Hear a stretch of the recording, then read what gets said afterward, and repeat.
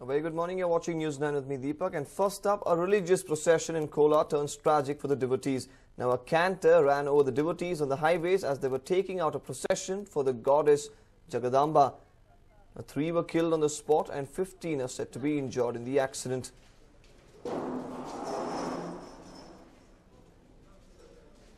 As you see, the devotees were run over by a canter being hospitalized. Now, 3 have been killed in this particular incident and 15 have been injured.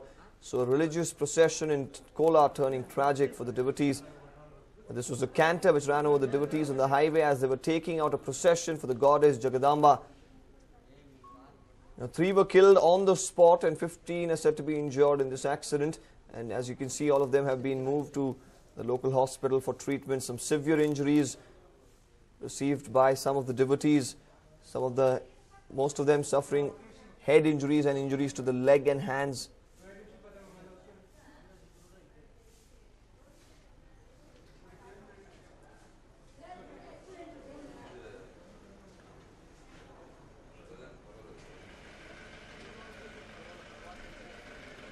Quite a shocker here, a religious procession turning tragic.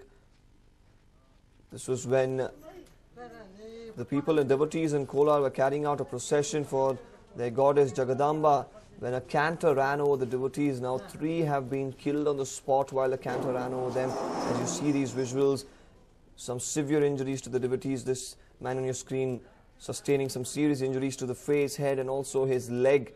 Now many have been shifted to the local hospital. Very few survived with minor injuries, but most of them have received some grievous injuries as well. Now 3 have been killed on the spot.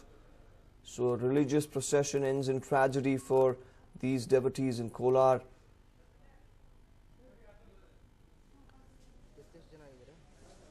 The police have also registered a case in this regard. They will be investigating the matter as to what exactly happened at the time of the incident. A religious procession in Kolar turning tragic for the devotees. Now a canter, this was a canter which ran over the devotees in the highway as they were taking out a procession for the goddess Jagadamba. As all of you know how crowded a procession is. Now this canter running over these devotees, killing 3 on the spot and 15 injured in this particular accident. As you see, some of the devotees are being shifted in the ambulance for medical treatment. Now most of these injuries to the leg, and this particular person on your screen receiving one of the most grievous injuries, his face bleeding, his head, he sustained a lot of injuries to the face, head and also his leg. The others as well receiving injuries to the head, hands and legs. So the festive fervor spoilt by this particular tragic incident where a canter running over the devotees, killing 3 of them and leaving 15 people injured. This incident, of course, from Kolar.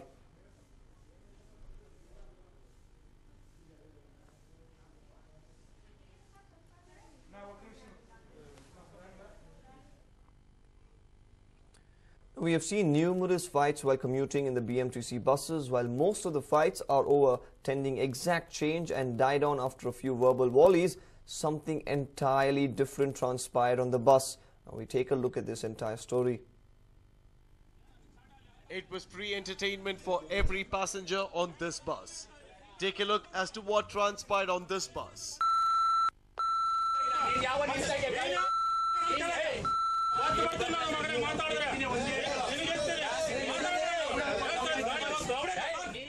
The passengers did not even bother to stop the 2.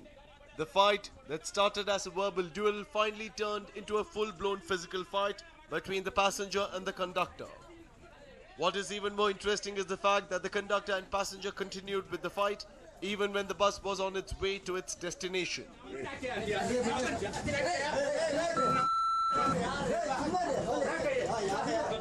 Finally, fed up of the fight, the driver had to stop the bus to stop the fight between the 2. The conductor and the passenger decided to take the matter to the cops. Accordingly, all the passengers were asked to get down and the bus headed to the nearest police station. But the driver and conductor allege that the troublemaker jumped out of the bus even before they could reach the police station. The passenger jumped out of the bus even before they could reach the police station. We cannot register a complaint since we have no clue regarding the person's identity. The bus is back to its routine. The bus that bore witness to the fight was a 401 plying between Yelahanka and Yashwantpur with the registration number KA01FA3065. The bus stopped at Attur for a longer than usual time. The fight began when a passenger questioned this. The conductor, instead of giving a proper reply, allegedly replied arrogantly, saying that it was not the passenger's business to interfere with his decision. झगड़ा आदಮೇಲೆ ನಾವು head office ಇಂದ ಅದರ ಬಗ್ಗೆ ಏನು ಕ್ರಮ ತಗೊಳ್ತಾ ಇರಲಿಲ್ಲ.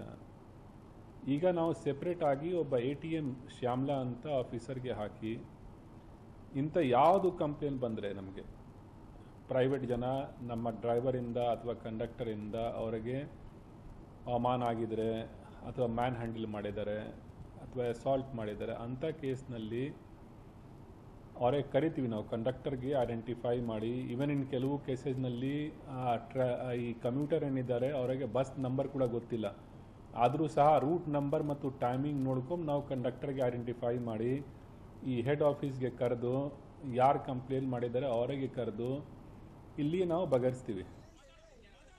This is not the first instance when such things have happened on a BMTC bus. While none know who is to be blamed for such fights, small scuffles can definitely be avoided if people try to be a little more understanding. Pavitra for News9, Bengaluru.